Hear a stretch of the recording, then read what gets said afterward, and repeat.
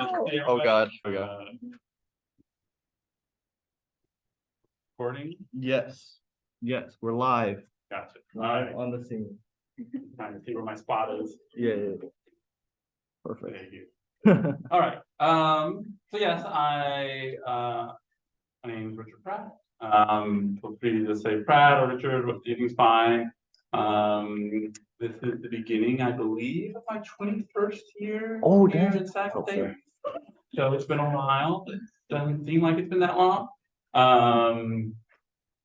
Yeah, so started off as, assistant professor. I've been program coordinator for graphic design for quite a few years, but I've only been chair now for the design department. This became my second year. So I'm back. I did something similar last year, and I kind of like the idea of maybe doing this annually. So I can let you guys kind of know what's going on in the department. You guys can ask me questions. Obviously, you guys are going to be graduating and moving on. But yeah, I love being able to come here and talk to you guys a little bit. So thanks for having me back. Let's see. A little bit of my background. So I'm originally from the Midwest. I'm from Ohio. I grew up on a horse farm. So about 13 acres. We had maybe half a dozen. Well, we owned one horse, but there was boarding a lot of other horses. So I grew up in a fairly rural area. But I went to Ohio State and got my, well, first I thought I wanted to be an aerospace engineering major because my dad's an engineer, my brother's an engineer, etc. And I was in ROTC for a while, Air Force ROTC. Then I realized I found engineering kind of boring, more than kind of boring.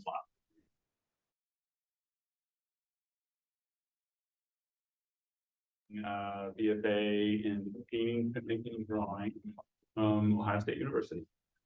And then after that, I graduated. I waited tables for a while, I attended bar for a while, and then I decided I want to go back to school. And this is something I mentioned last time, but I think helps inform you guys where I'm coming from, right? So I really liked getting an art degree. It gave me a lot of information about how we see things, how we create things, etc. But it didn't feel like it gave me the whole picture. And so I thought, oh, I want to go back and find out more about layout and design, and stuff like that. So I went back to get a second degree in graphic design. So I went to University of Cincinnati. Went there for a couple of years. A professor there said, you know what, rather than completing your second BFA, you should probably just get your master's. And so I said, sure, where do you recommend I go? He told me to apply to a couple places. The place that I got in was the Rhode Island School of Design, so I ended up going out to Rhode Island. I got my master's there in graphic design. So my undergrad is in art, my master's is in design. And I feel like the two of those things really complement each other really well. Because when I'm teaching class, and this isn't true for all your classes, and I don't think it should be true for all your classes, what I'm really interested in is you being able to control the visuals you create and how people navigate those visuals. So an understanding of hierarchy and color, regardless if that's something you're doing for your own kind of interests or your own kind of message you want to get out there, or if you're doing it for a client. Either way, you're playing with the same tools, etc. So that's why both having an art background and I think a graphics background helps out. Graduated from RISD. I ended up not teaching, but working as a graphic designer at Northeastern University in Massachusetts. That's where I met my wife. I was the graphic designer. She was the writer. We worked together on a bunch of projects. Eventually, I knew I wanted to teach, so I applied to some opportunities. I think the three options were Dayton, Ohio. I think the other one was Iowa, and the third one was Sacramento, California. I said, which place would you like to go? And she's like, she's definitely an ocean kind of sun person. And so, yeah, so we moved out to Sacramento, and that was 21 years ago, and now I'm here. Let's see. Yeah, so that gives you a little bit of a sense of my background. If I do this again next year, maybe I'll find one of my old ROTC pictures of me in my uniform. That's a surprising look. Yeah, kind of a couple icebreakers I usually throw out. I'm trying to think of ones I didn't do last year. I don't get a chance to play video games much, but I have played all the Dark Souls series. That is kind of my thing. Though, unfortunately, Elden Ring came out as I became chair, so I haven't really been able to kind of wrap that one up. But so I like video games that are really hard. Hollow Knight's really good. I like that one too. Returnal. So, you know, the ones that are kind of, you want to throw the gaming console against the wall, those are the ones I like. What else is interesting? I like to meditate. I've been on a 10-day silent retreat, so no talking, no cell phones, just 10 days sitting, basically sitting and walking. So yeah, that gives you a little sense of who I am. Let me talk to you a little bit about the program. So like I said, last year, it was all about design, you know, and I'm happy to answer questions, of course, about the design program and what I think design is, what things I find interesting about design and art, etc. But I thought I'd use this year to talk a little bit about the history of the program. Right? So most of you are aware that we are impacted. I'm sure all of you are probably aware of it. That was not the case when I started here 21 years ago. When I started, and some of these numbers might be slightly off as far as the timeline is concerned, but I think we had around 715 students that are majors. And those students were going through the program all at once. And because we had so many students, and we still had about the same number of classes, we were only graduating about 40 to 60 students a year. And so that meant, on average, a normal student, it would take 5 or 6 years to get through the classes, not because there were so many classes to take, it's just you were fighting with everybody else to get into a class. And so the solution that, for better or for worse, that was implemented is we asked the university if we could become impacted. That allows us to do a secondary criteria to get into the major. That secondary criteria in our case is a portfolio. And that review means that at least 40 students can get through fairly normal pace. In theory, if you started here and you pass a portfolio review, you could get through in 4 years, which is a lot quicker than the 6 years that would require otherwise. And those that don't get in, you can try to submit again. That will put you another year behind. So even then, though, that's 5 years, which is still better than probably what was happening before. So if you ever wondered why we're impacted, that's why. And I think there's about 11 programs on campus, so like, you know, nursing and business, and there's a couple other ones that are impacted for similar reasons. Usually you're impacted because you just have so many students that they're not going to get through at a reasonable time unless you find some means to kind of limit the amount of people going through it at any one point. So that's, so, you know, we became impacted. This is really off the top of my head, I'm guessing maybe 12 years ago. So that seemed to work, even though I'm always dread, like, you know, telling students, okay, you didn't get in this year, you can try again next year, kind of thing. I guess the other thing to know about impaction, which we kind of get asked a lot, is so we're generally trying to work the structure of our system out for 2 different groups of students, right? We have our students that start here as freshmen, right? And they're going spend their whole time here at Sac State. And that means a fairly kind of normal progression. And they would love to find out as soon as possible they get into major. And if we only had students that came from Sac State, we would maybe have the portfolio review like the first semester, or not the first semester, maybe the second semester, right? So you find out really quick. The second group of students we have coming through the program is transfer students, right? And those students, they would prefer the portfolio review as late as possible, because once they take the portfolio review, that however many semesters is after the portfolio review, that's how much longer they have to stay to get their degree, because they've already been in school for however many long they went to community college for. And so usually I think we get a pretty good mix of those 2 students. I'm sure a lot of you have gone to community college. I assume all of you probably haven't gone to community college. And so we try to find, at the moment, our best solution is to have the portfolio review kind of at the end of that second year. So that way, people that go to community college only have to stay for 2 years after the portfolio review. And those people that come here will find out relatively early, whether they get into the major. Biggest change recently has been about 5 years ago. Well, 6 years ago, so alumni, hopefully you've all heard of the spring show. And we have a spring show every year that happens in May at the end of the semester. And all the seniors put out their portfolios, and often we have tables that show the projects of the different classes. And we get a lot of alumni that come back to the spring show. One of the advantages of having the portfolio is once you're through, we put you in cohorts and you spend your next 4 semesters with the same 19 other students, right? So if you see little signs that say cohort A was here, then that's what it's referring to. And you get to know people really well, right? And you're going to become sometimes lifelong friends with some people, maybe not everybody, but it becomes a pretty tight group. And often the cohorts make a point of coming back during the spring show as a reason to kind of, meet up and touch base and see what the new set of students is doing. So we hear from a lot of alumni during the spring show. And about 6 years ago, really, a couple of years leading up to that, we were hearing a lot about, you guys really need to consider doing something with experience design, user interface design, etc. And we were hearing that more and more from the people that graduated and got jobs and what they were looking for and what kind of jobs they were applying to.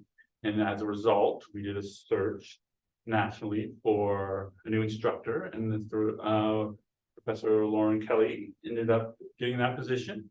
And so the last 5 years, we've been kind of bringing that flavor into the design mix and finding out, okay, how does user experience and interface design work with the other aspects of graphic design that we're trying to teach students.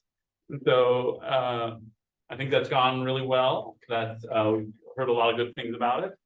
And so I think I brought this up in the class that I'm helping to teach this semester. And that is, the next thing we're trying to figure out is a way to bring the ability for you guys to have a little bit more options when it comes to electives, and hopefully providing more classes to be out there where you can oh, I'm interested in illustration, I'm interested in type design, I'm interested in motion graphics, etc. What can I do to kind of scratch that itch? The big thing is it's not an easy solution, because as for those of you that are already in upper division, you have more than enough work to do already. And so trying to squeeze another couple projects out of those semesters is really difficult. And so we had to try to figure out where can we kind of fit some classes in, because usually those classes don't work great in the lower division because you don't quite have your skills sharpened as much. So they don't seem as useful. But also if we do them in the last semester, you guys already have a ton of stuff to do, and etc. So we're trying to figure out how to kind of get that square peg in that round hole. But that's what we're thinking about right now. So yeah, that's basically what the program is up to. I'm happy to answer any questions, general questions for myself about the program, about what you need to do next, where you are. You mentioned how you've been here for a little over 20 years. I'm curious at what kind of changes you see in the program, over that time. I would say when I started here, under the program was coordinated by Professor Gwen Amos, who's a great instructor, and so we were. That was when there was this huge upswell in students, and so there's a lot of trying to figure out how we were going to get all these students through and get kind of a structure in place that really created a stronger, I don't want to use kind of a cliche term of synergy, but kind of these relationships between the classes. And once we did the portfolio review, we realized that having instructors teach both cohorts the same, we can't do that all the time because people go on sabbatical, etc. But having both cohorts have the same instructor for the same class is really helpful. And we also discovered that having the same instructor for 2 semesters in a row. So I think the current, so COVID threw everything cockeyed, but I think both the current seniors and the previous years were the first ones to go through the system where they had all the instructors twice, one first semester and then a second semester, and that really lets you get to know them, their quirks and personalities. One of the things hopefully you discover by the time you graduate is there are some basic skills to graphic design, understanding like the hierarchy, color, kind of where the eye goes, how you communicate a message, how you control how well that message is understood. These things are true no matter what you do. But other than that, graphic designers approach everything kind of their own way.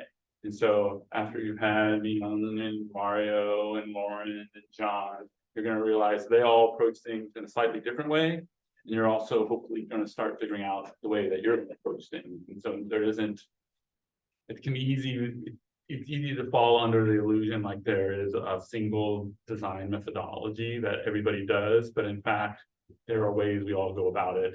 And so I think having it structured where you have a lot of the professors multiple times, having them teach the same class to both cohorts has allowed really things to build off each other a lot more. And I feel like for the students to get a better experience. Yeah.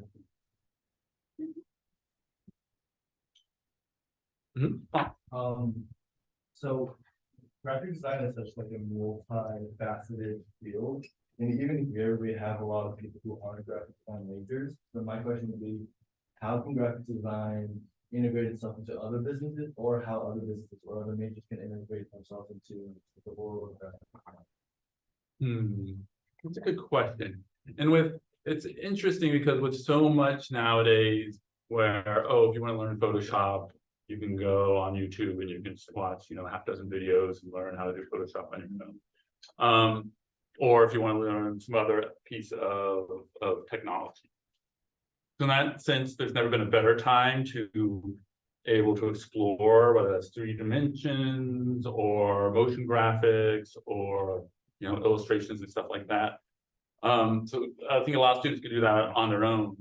I think the way that you get better, and this is really, I don't want it to sound like a cop-out, but you get better at most things is by practicing them and kind of living around them. I'm a big proponent. If you can see my office at home, one of the first things I did was I took a cork board, and instead of having one, I have, I think, a total of 5 of them up on my walls. And I just, things I like. It could be a band poster. It can be an ad that I thought was really interesting. It could be, a scrap of paper I found on the ground somewhere. But I don't overanalyze it. I just surround myself with things that I find visually interesting. And sometimes it's the relationship of things. Maybe I'll find a transparent piece of paper kind of laying over something else, and I'll be like, that's kind of visually interesting. So I'll just grab it, take it home, and put it up on my cork board. But I think being around kind of visual, like I think I had a teacher at Rhode Island School of Design that called it nesting, like just giving yourself a place to be where you're bombarded with interesting things, and then that can help but kind of seep into. So if you're not taking design classes, of course you could take drawing classes, art classes. You can learn different things to help your kind of visual skill sets, but also looking at things, trying to figure out what you like about them. And also there's nothing wrong with copying something, right? Like you learn something by like saying, ooh, I really like that. Let's see if I can do something like that too. I'm trying to figure out, okay, how did they do that in Illustrator? How did they do that in Photoshop and stuff like that? You don't want to pass off that as original piece of something you did, but by copying it, you learn a certain set of skills, and then you can take those skills and transfer it to something else. And of course, that's traditionally the way art was taught, right? Back in the day, if you wanted to be a painter, you were an apprentice to a famous painter, and you would first start by learning how to mix the paints, or whoever the master was in this case. After a while, the master would teach you, okay, this is how I fill in a shade or a texture or something like that. And then you would learn that. Eventually it gets to the point where the master says, okay, I did the layout and the design and all that stuff, and I'll do the faces and the hard parts, but here you do those trees in the background. And so you get so good at copying the other person that you can do the kind of more mundane work. Historically, those people would then, after a while, go on and do their own thing with their own style. But first, they copied somebody else, learned kind of what things they tried, what was interesting and what they found interesting, what they didn't.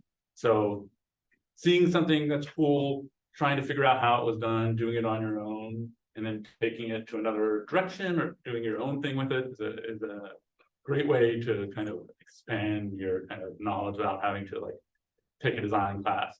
Because and the bad side about being impacted, we don't have a lot of classes that are open to non-graphic design majors, and so but there's ways to kind of explore on your own. So I definitely would push that.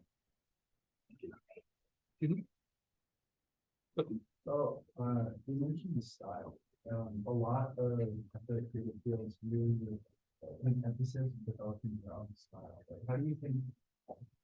Like, what are your thoughts on how important something like that is? So, like, how you work to develop, like, identifying your style. Well, it's interesting because for a long time, and I'm sure in lots of places, when it comes to graphic design, style was considered a bad word, right? When you're going through the period of modernist and Swiss modernism, the decades after the Bauhaus, etc. The idea was style was something to be avoided. You just wanted to be clean and clear, often visually interesting through the gestalts and what you were playing with as far as positive and negative space. But there was a sense that that wasn't a style, that was the honest kind of universal truth, right? And then came postmodernism and really kind of deconstructing of that. And I think now there's different ways to approach it. I think style, kind of learning your tendencies is good, and depending on where you're falling on, I was talking about somebody with somebody about this today, right? There's this thing between illustration, for example, and graphic design. Sometimes illustrators are often kind of grouped under graphic design, but it's not really the same thing. Often as students, you're taking your own photography, you're doing your own illustrations. But once you become a professional, particularly an art director, then you're hiring people to do those kind of things, right? And when you hire an illustrator, you're looking through their book and trying to find an illustrator that has a style that's appropriate for the message you're trying to give. So as a graphic designer that has a style, it's similar to an illustrator that has a style. You're saying, oh, if you need something done in this way, here, take a look at my portfolio, you can hire me to do that. Eventually, but not always, once you reach the level of art director and stuff like that, then you don't want to have necessarily a particular style. You want to have a style that's appropriate for the message that's being conveyed. And so, okay, this is a band poster, so it needs to look relevant and interesting and tied into what's going on now, what's kind of the cutting edge of graphic design. That's very different than if you're designing. Some of the more interesting design projects I've had is I had to design the paper application for Eastern University, and it's kind of like designing a tax form, which everybody would probably like, that sounds like an awful job, but it's really quite interesting trying to figure out how to set things up to make them easily understood, easily followed. It's much more like designing type, right? So designing type, there's a fair amount of, if you're going to design a new typeface, it's not like you can just come up with your own letter A. You have to do the letter A that everybody recognizes. But there's something intrinsically kind of, at least I find interesting about organizing space. So whether it's designing typeface or designing a form, that's a different kind of thing. So you don't want a lot of style in that. So I think it can play either way. I think you want to make sure you tell people, or not, when I say tell, I mean communicate through your portfolio, tell people that you can modify what you're doing to work with whatever message is presented there, but also show people that you have an understanding of what's going on in the design field at the moment, kind of thing. And that, I think, is where your style shows through, because your style is going to reflect what I was saying before, the things you have around you, the things you look at a lot, etc. And that just, communicates to people like, oh, okay, this person is aware of what's transpiring in the field now. I should say one of my favorite movies is Spider-Man Into the Spider-Verse, and the graphic visuals of that. I've watched that so many times, and the new one is out, so I've probably watched it 4 or 5 times. So that's probably one of the most, as a graphic designer, at least for the kind of graphic design I like, is the most inspirational kind of movie.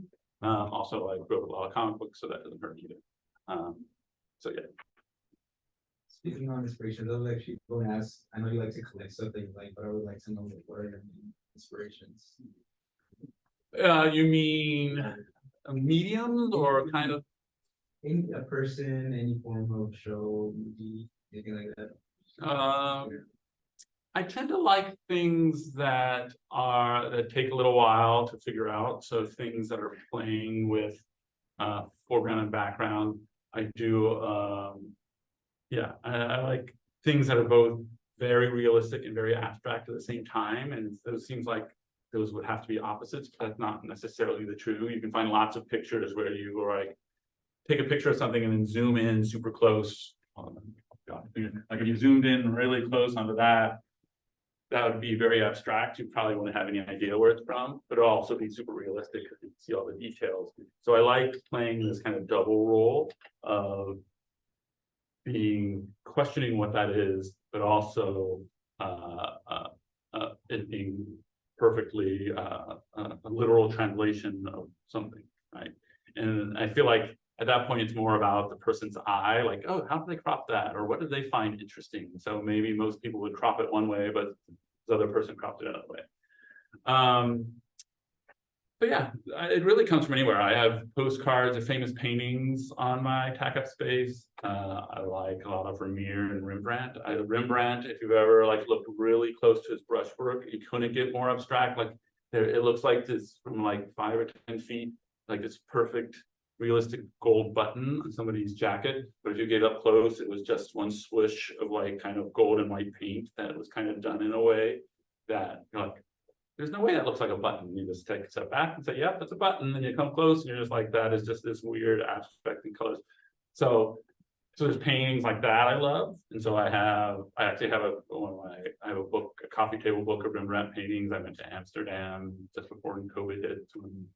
Probably maybe not that I've gone to a lot of countries, but probably my favorite place to go. So they can range from those kind of things. I stayed in Pittsburgh when I interned over summer in Pittsburgh, even though I'm from Cincinnati, Ohio. And I had a roommate who was a DJ, and she did a lot of electronic music. And so they had some kind of interesting posters and postcards they were doing back then. And still I tend to like all sorts of music. But my most recent kind of thing is electronic chill. I think the last show I went to was a DJ called Shallow. Well, he's not really a DJ, but he does chill music. So I get a lot of inspiration from that kind of stuff. I'm trying to think of what other categories of things I have on my wall.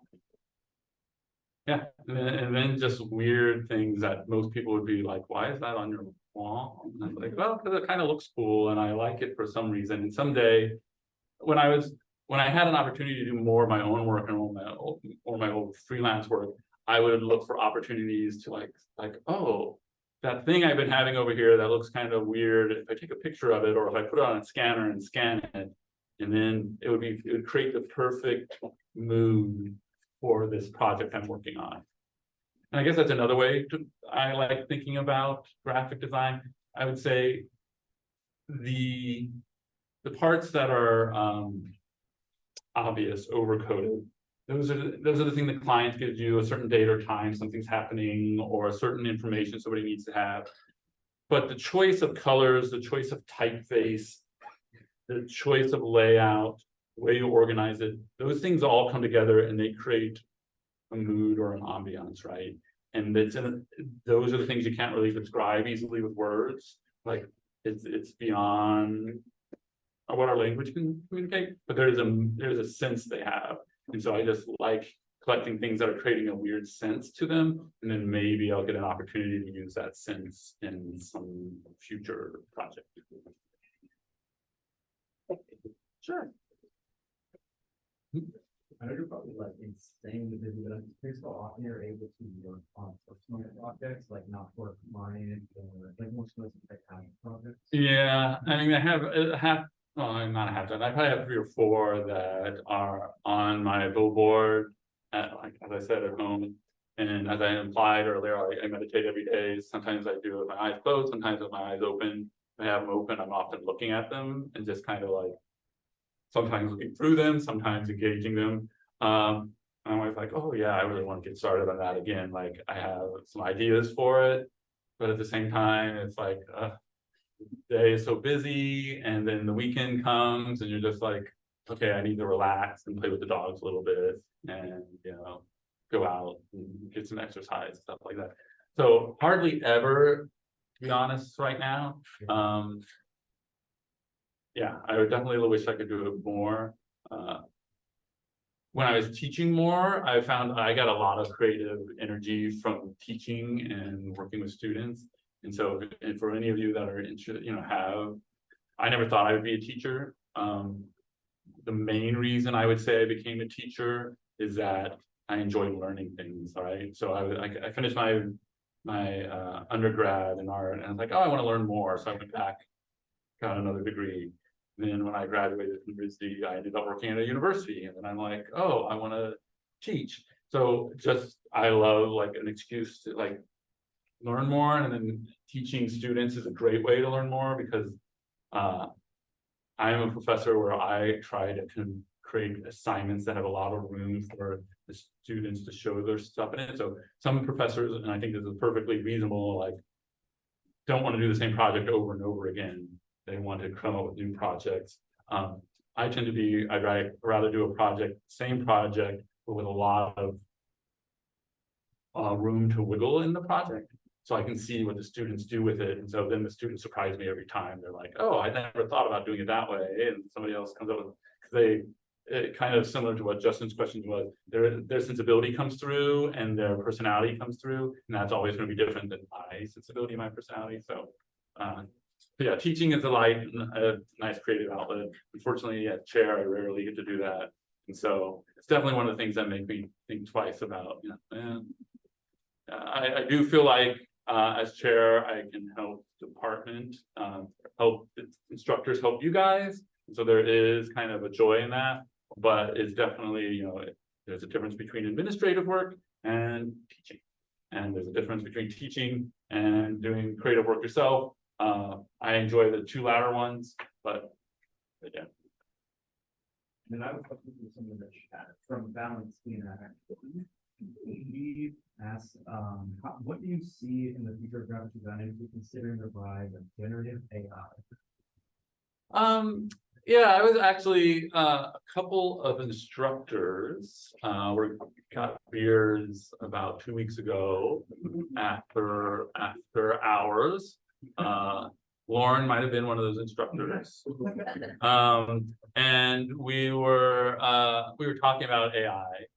And I think the thing to know about, AI, if you want something generic or something that just fits kind of an easy solution, then generative AI is going to give it to you, right? That's not too much different than looking through. So back in the day, and I'm talking before the internet was nearly as quick as it is now, and even pre-internet, it's hard to, I believe I've been around now. There was you would have these volumes that would come out, and there might even be one back in there or over there that would they would show like maybe 100 different illustrators in it, right? And you would flip through this volume and you would say, oh, that illustrator has a style I like, and it would have their business information underneath it. And you'd be like, oh, call them up and say, hey, I need an information graphic that's done in this style. I'll give you the numbers. You create the look, right? I think generative AI can help you do that without hiring out to an individual. But the things you get back are only going to be as interesting as the eye of the person that's creating the prompt or the intellect of the prompt that's being created. So if you just do a generic prompt, you're going to get a generic result. And while that is probably taking work away from somebody, I don't feel like it is going to lead us to a path where the profession is no longer what it is. I think what both as a graphic designer, an illustrator, a photographer, what you bring to it is your unique vision, your sight, the ambiance that you're pulling out of it. And that is either going to take you giving the AI lots of prompts and saying, hey, okay, that was right, but try doing it with a little bit more of this or that, or can you kind of, or taking what they produces and cropping it, like I was saying, cropping something in a way that shows your insight, right? So in the end, the AI is going to make, I think, generic things done in generic styles or styles that everybody are familiar with, like Van Gogh or Rembrandt or something like that, fairly easy. But your sensibility, your eye is going to be something that's not going to be able to be, unless you become world famous and then generate enough things where the AI can take what you generated and create an algorithm off it. But at that point, you probably care a little less. So I think at this point, I tend to see an AI kind of like a calculator. It shortens kind of simple tasks and fairly generic tasks, but just like a calculator, if you can't think of a way to take the math and do something interesting new with it, the calculator isn't going to do it for you. And the AI is going to make the obvious things easy, and it's up to us to make our sensibilities, our eyes, visual, kind of our mindset shine through that. And I think people will pay for that, because if everybody can easily generate the generic thing, it's the non-generic things that are going to cost money. We'll see. Kind of on the other side of that, when I guess a lot of people kind of see graphic design as a pretty strictly digital art form. But recently I've kind of developed a fondness for more analog techniques involved with it. Are there any specific ones that you've either come up with or interacted with throughout your time? That like stood out to you is super interesting. One thing I liked playing with a lot, which is a lot of people don't think of, is using a scanner but not using it to scan paper, right? Like putting stuff on a scanner, like treating it like a camera lens, like a weird camera, and putting things on it, like putting like lace on it and then throwing some, like, I don't know, rocks. You have to think about the color of things, like putting white things on it, and then scanning it. Of course, you can move things as it's scanning, so you're not putting the top down, but treating a flatbed scanner as a camera and not as a duplication device, and then taking that result. In fact, in my class, probably next week, I'll show you guys some examples of this. Taking that result and abstracting it and cropping it in interesting ways, so that again, it can be a really literal translation of what the scanner saw, but it's going to be a totally different take. Because with the scanner, so the scanner has a field of focus, a plane of focus, just like a camera does, right? And that is literally where that piece of glass is, right? So anything that pulls away from that loses, it's out of the depth of field, and so it becomes blurry. And so something that undulates on top of the scanner goes from being into tight focus to being blurry to back into tight focus. And so then of course, if you move things around or you play with other light sources, whether something's translucent or not, etc. So that's one of my analog things I highly recommend. But I really would recommend to everybody really thinking about working in both. Some of the things I'd like to do most is take a photograph, print it out in a fairly kind of high contrast, take a pen or print out black and white, take a black pen or pencil and manipulate that printout and scan that printout back into the computer and then do things with it in Photoshop. So I would encourage you all to always be thinking about, oh, I can print this out, I can then do something with it, I can then scan it back in, or I can do something by hand and then scan it in and put some type on top of it, and then print it out again and fold it up, etc. So going back and forth from analog and digital is a really good way to, again, do things that aren't generic, right? There's a lot of stuff out there on the web that is, takes Illustrator and Photoshop and does exactly what you're expected to do with them. And when you can use those programs to do unexpected things by taking maybe analog stuff, scan stuff, or then the likelihood that you're doing something more distinct is high. But so one thing I like to play with is the scanner. I have one right. Other questions? My purchase for short classes, so for next semester I have 2 classes that you take left. Represent 30 and interior 25.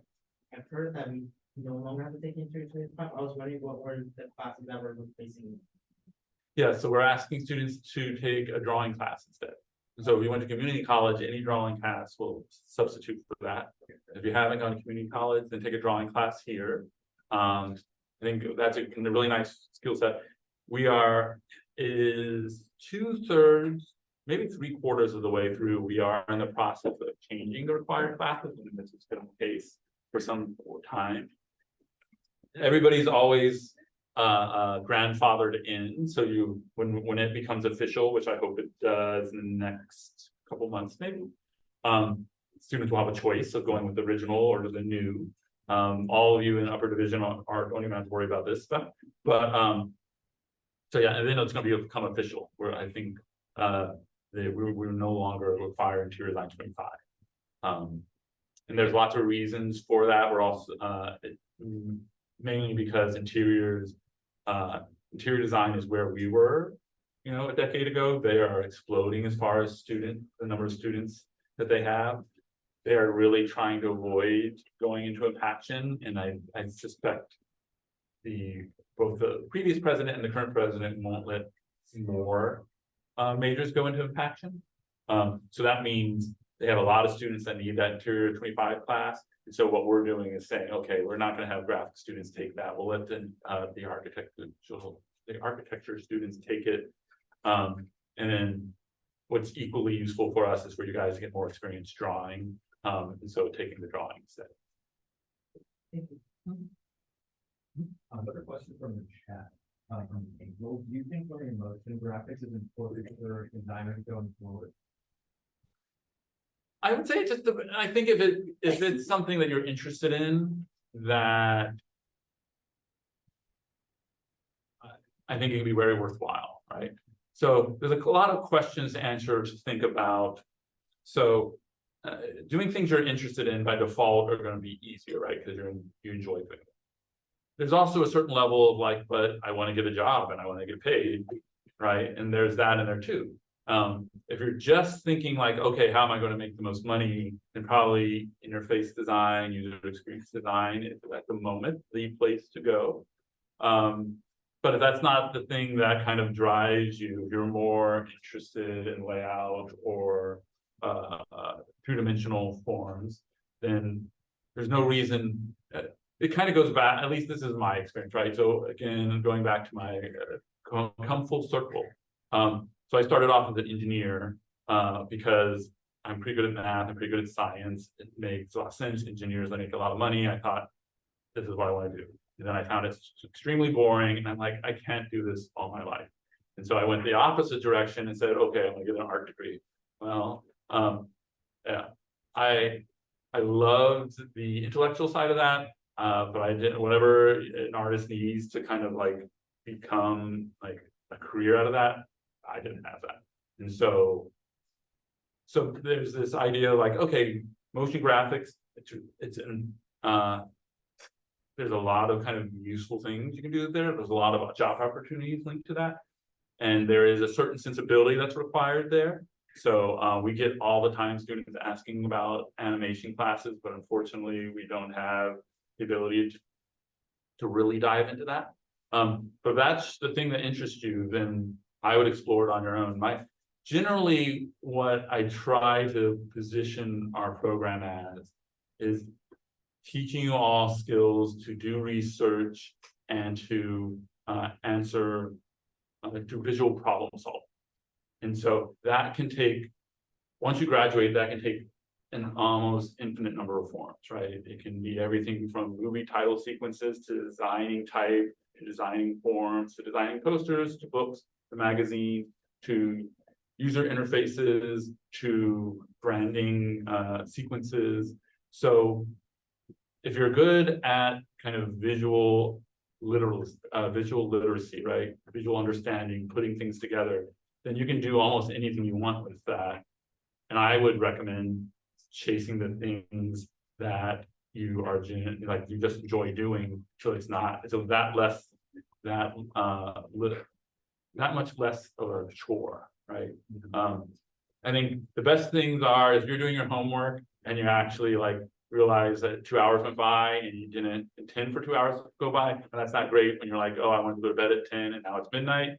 But that's a sign that, okay, this is something that really engages you. So yeah, I would just say if you're drawn to it, definitely explore it. We try to give you guys, particularly in the junior and senior level classes, opportunities to do parts of projects in other mediums that aren't prescribed. Like if you want to do it as a two-dimensional thing, if you want to do it as an animation thing, it's up to you, kind of thing. But yeah, I wouldn't want to say somebody would have to do animate motion or should avoid motion. Let's see kind of how each individual fits that. Another question from the chat. What sort of computer would be best for the graphic design program? Also, what program would I need to learn how to use? So that's a good one. We get that one a lot. Generally, what you need, and so you guys can't see this room, you can only see the little part of it, but once you're in upper division, you're going to need to bring computers to the workspaces, right? So this isn't a dedicated computer lab I'm sitting in. It's a studio space that we had, after many years, finally got modified to have electrical outlets to all the tables. And so you have to decide on what you feel like lugging to school and lugging back home. Generally, graphic design is still a very Mac-dominated field, though plenty of students go through with PCs if they already have a PC, etc. But if you don't have a care whether it's a PC or Mac, I would recommend the Mac. Then I would recommend something that you could work a long time on. So that you're like, okay, small screen doesn't bother me, but carrying this big heavy thing around does. You can get a small laptop. We had a student, it's probably about 5 or 6 years now, who they had a PC that was a screen, like a large tablet screen with a PC built into it. And she basically brought a cart in every day. And this screen was like a full-size screen. And she would set it up over there. And it was like, yeah, she was just like, okay, I'm bringing my cart. And it was basically a desktop machine that she brought in. And she put on the desk, and when she had to move it, she did it. But you guys, as upper division, don't have to move it that often. So yeah, so that's one extreme. You could just, if you can haul it in here and plug it in, then it's fine.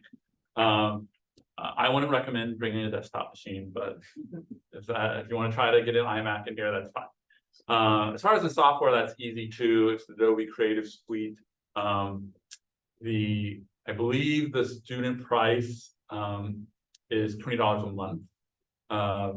right now, where this university is still providing it somewhat free to students, but that is gonna go away very soon, I think. In fact, it was supposed to be gone already. The original plan for this semester was the university was gonna work out a deal with Adobe where they were gonna offer a kind of compromise where it'd be $20 for a year. And then you would have access to it over the summer and access when it disappeared in between semesters. So right now, the university gives it to you guys free, but in between semesters, it disappears. Then you have to get signed back up to it. Then you don't have access over summer. And then, so if you save something in their cloud product, then that goes away. You're like, oh, I didn't save that to my desktop kind of thing. So the idea of like, oh, $20 for an entire year seems pretty sweet. And then you could just like have it the whole time.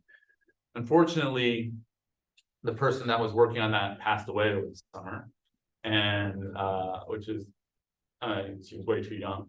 But that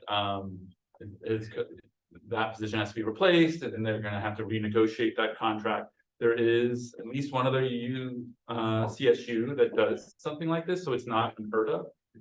But eventually, we're hoping to replace what you're currently doing, which, like I said, is it only came about because of COVID, and it was on and the emergency situation, and now it's kind of hung on afterwards because everybody loves getting something for free, rightly so. But yeah, in theory, the next step is going to be not free, but $20, but not for a month, but for a year.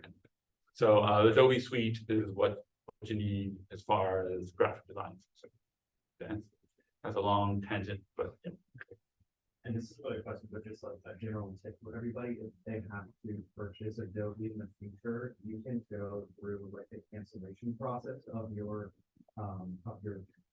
profile, and then they will basically like, no, don't leave, like we'll get you all the discounts. So that's something you can do every Gotcha. I got it. Yeah, that's a good point. There's a couple of things you can do that out there in the world, but yeah. Other questions? Are there any design studios or organizations or just general events locally that you feel that students should check out? Well, Design Week's coming up, and that's a big one. And Lauren and our new teacher, I don't know how many of you had a chance to listen to her last year, Marcy Walker. She's a design studies. She got hired, and so she's teaching Graphic Design 20 this year, and this semester instead of Steve. She's also teaching one of the sections of Design 4. If you enjoyed her discussion or her lecture she gave, you should definitely look her up. I'm sure she'd love to hear from you. She is a graphic designer by trade, but working as a design studies professor now. But anyway, both her and Lauren are tied a lot into Design Week. I think that's October 6th and 12th. I might have those dates wrong, so check out. So that was a big local thing that I would recommend hearing about. Of course, the non-local one that everybody hears about is the Adobe Max. Thank you. Which, sometimes a group of students will get together and go to that. And even though it's during usually the semester, usually they get their work out of the way early so they can take a week off and all go to that. So if you can afford that and the trip to go out there, or enough people can get together, then you going to that is always great. The Adobe Max, they're doing online, like kind of Zoom stuff for free, so you don't have to like travel for it. Yeah. It's because through my job, I'm actually doing that, and it's like counting as like training, just like Excellent. Adobe Max stuff. Yeah, and I think that's a good way to get the technical part. A lot of professionals do it to also doing like network and see people and all that stuff. But yeah, I would definitely say if you can do it through Zoom, that's a nice way to. I think you have a question? Yeah. That kind of was my question. Oh, That's really more of it's like any opportunities or any places to go that would be helpful for Yeah, no, I think in just being cognizant of what's going on and keeping your ear down. In some ways, being part of GRIDS is maybe the best way because information passes through your guys' Discord, and through the Instagram there. So being on there when you guys hear things, throwing it on there and sharing it with each other. So, all right, your turn. What's the process of submitting a portfolio? So the process is, so generally it is tied to graphic design 30. So when you take graphic design 30, your instructor there will give you a lot of information and dates, stuff like that. So, and we only offer graphic design 30 in the spring, and that's also the only time it deals with the portfolio review. So so I wouldn't worry too much about it. I do recommend, if you're planning and if you're in the lower division and you want to become a graphic design major, to see an advisor once a semester and just say, hey, this is where I am now, this is where I'm going. If you don't know who your advisor is, you can ask send me in the design office, or you can also just show up. Like, we are pretty open to whoever shows up. If you take a class with, I don't know, with Mario, and you're like, oh, I get along really well with him, then you can just kind of, as a default, make him your advisor. Or with Lauren or anybody. It does need to be a full-time instructor in order to so that they have access to your record. But yeah, so I would just, I wouldn't worry too much about the portfolio. Last year's application, I think, is still online at the same URL, but the information changes every year. We're trying to refine it each time. So I would just make sure you sign up for graphic design 30 if this is next semester, if it's the proper time in your sequence, and then you'll get a lot of information through that. Right now, the portfolio is going to consist of projects from your 30 class and independent projects that you do with some prompts that we give guys. Justin? I heard that the graphic design program here is one of the better ones at like CSUs and in the country. So I was wondering more like more specifically something like that, but the program stands like kind of the national scale. Yeah, I mean, those kind of things are really hard to say. I do feel like we have alumni that have gone and done like everything you can do in graphic design.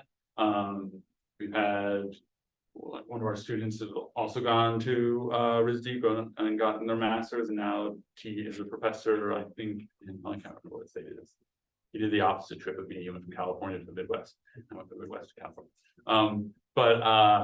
So we've had students that become professors, kind of go to some of the best grad schools in the country. We've had students open firms that have become regionally, if not nationally, known. How we compare to others, again, it's really hard. I mean, there's a good side and a bad side to being impacted in the portfolio review. On one hand, I would love to just say, everybody who wants to take graphic design classes, come join us, let's give it a shot, kind of thing.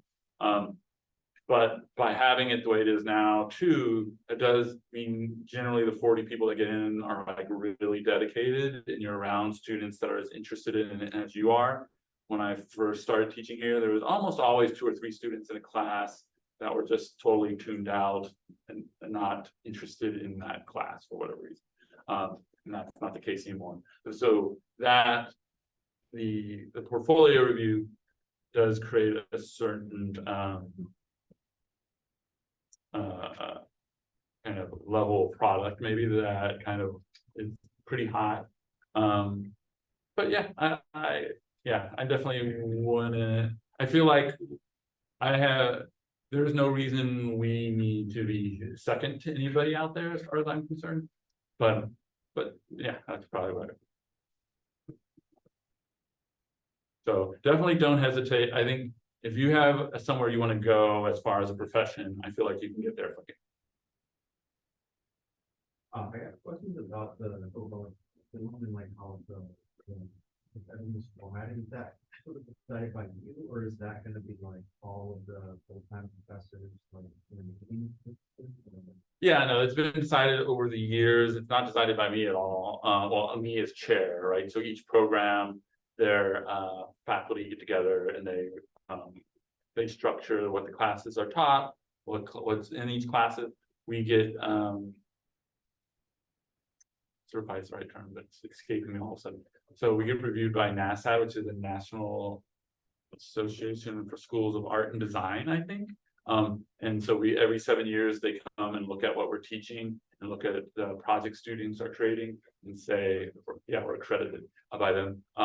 And so if for some reason we had chose, oh, we're just gonna teach everybody drawing and not teach them any InDesign at all, they'd be like, okay, you're not gonna be accredited, you have to teach some like InDesign. So there is a national organization that looks over not all the schools of design, because you don't have to be accredited. You can teach, there can be schools out there that aren't accredited and they can do whatever they want, and that's totally fine. But if you want to feel as a student comfortable that you're getting a quality education, you want to go to someplace that does accredit, make sure that you're covering all the bases that at least they feel is necessary to, to say you're a graphic designer kind of thing. So the faculty, particularly the full-time faculty, they kind of similar to what I was saying earlier, at one point we were like, we're getting a lot of feedback that we're missing interface, user experience design. We need to address that. And so we heard that, we went out and hired somebody, we pulled that in. And so basically through you guys graduating, coming back, telling us what you thought went well, what things you thought would be different, both immediately when you graduate, because we love hearing from you, from the seniors saying, okay, this is what I loved, I wish we could have done more of this. And also from going away and 5 years coming back or 10 years coming back and saying, hey, I found out that this would have been great if you can, if I would have known this back then, kind of thing. We pull that in, and then we tried it. It probably gets refreshed every 5 years or so. And then we have, like I said, NASAD coming in and reviewing what our choices are and saying, oh yeah, you guys should really consider this or that too.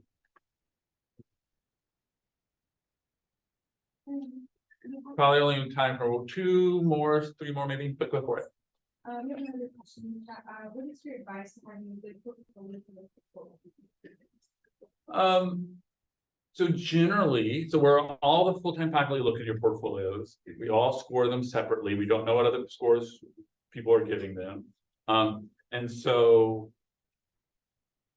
taking the thing, less and less are we asking you to put examples from 25 in the portfolio, but taking the things you learn there or the ideas you discover there and applying them in both your graphic design 30 classes and into your the projects you're doing on your own with self. Okay, I used the term earlier. Yeah, the independent projects you're doing. And so playing with the gestalts, playing with interesting layouts, not necessarily centering like almost always as a young creator, we like to center things within a space, and that's something to try to get away from. And so pushing yourself to have more dynamic compositions, playing with the elements of visual principles, dots, lines, and shapes. They don't have to be literally dots, lines, and shapes, but those kind of forms, realizing that a series of dots forms a line, multiple lines form a shape, how those things have this weird elastic, where one ends, the other starts beginning. And then just trying to have a dynamic sense of composition. I think it's the thing that will help you most as a graphic designer, I think, out in the world, and as far as the 2-dimensional layout of things, and also would help you as in a portfolio situation. One more.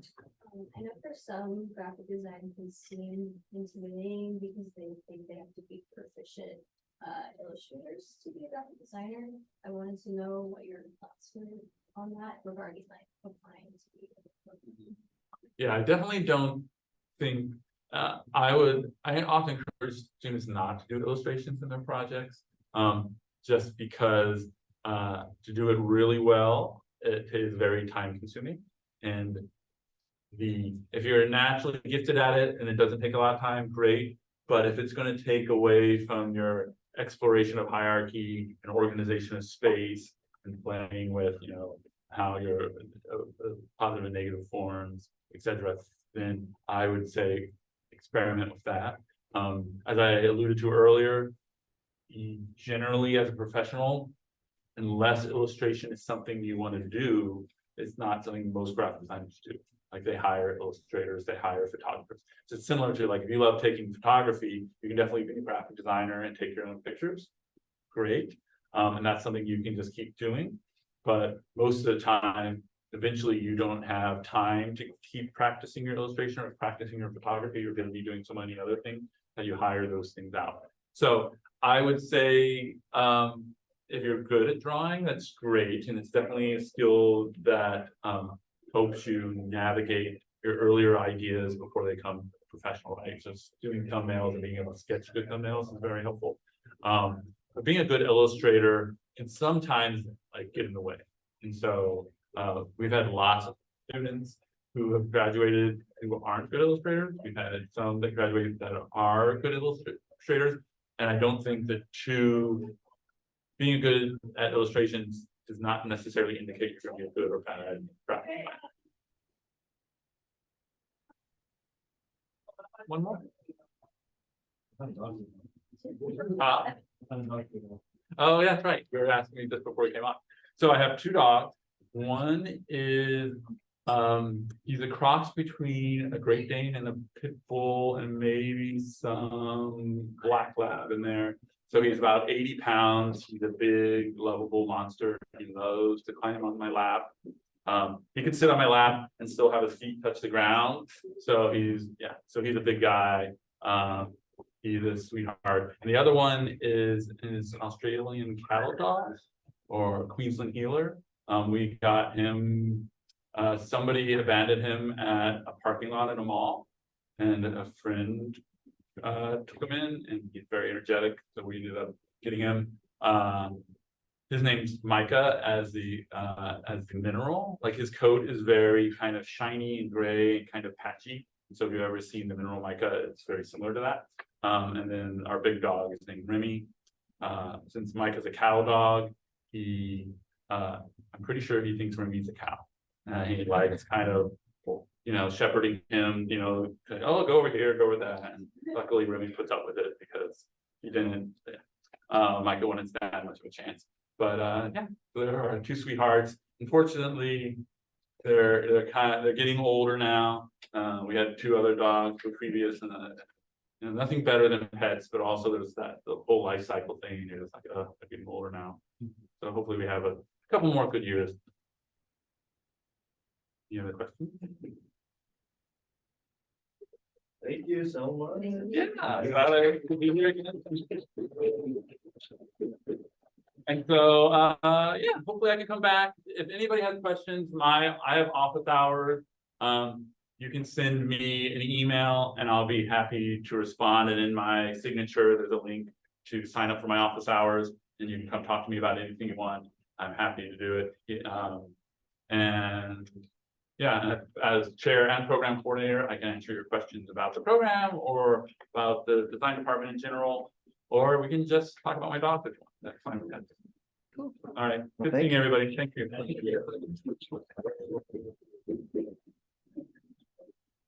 Thanks. Bye.